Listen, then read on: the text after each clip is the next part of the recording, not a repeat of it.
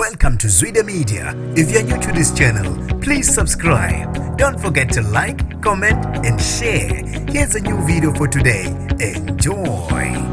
Lokho siqhubeke njalo ihlava sokuhlunyezwa nokubulawa kwabantu besifazane emva kokutholakala kwesidumbu sentombazanyana eneminyaka 18 emobeni ibulawe esigodini sasenqutshini eDokodweni inyakatho yaKwaZulu Natal. Nginibingelele ngiphinde nginabongele ezindabeni zezwedemeti igama lami ngosibonga konke wakandwane Mothanda ungangibiza intatheli ka-YouTube.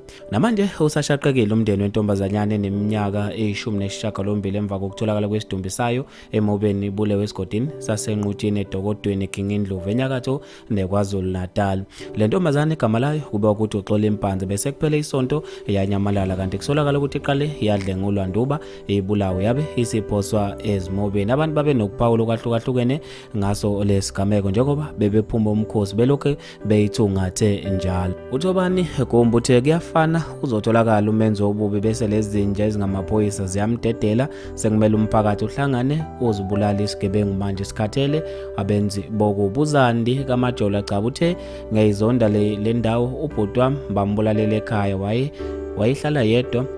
Uzandi kaMajola cabuthe ngeyizonda le ndawo ubhuti wami bambulalela ekhaya wayehlala yedwa kwaphela amaviki amabili engatholakali efonini. Ubhuti wami omunye waze wayombheka isimo ayisekuso kwasiza izinyo legolide ayilifakile ukubonakala ukuthi ngempela uyena. Uthi ngeke ngiphinde ngibukhohle loba buhlungu engabuzwa. Sengathi ke umndeni wentombazane ungaduduzeka kakhulu.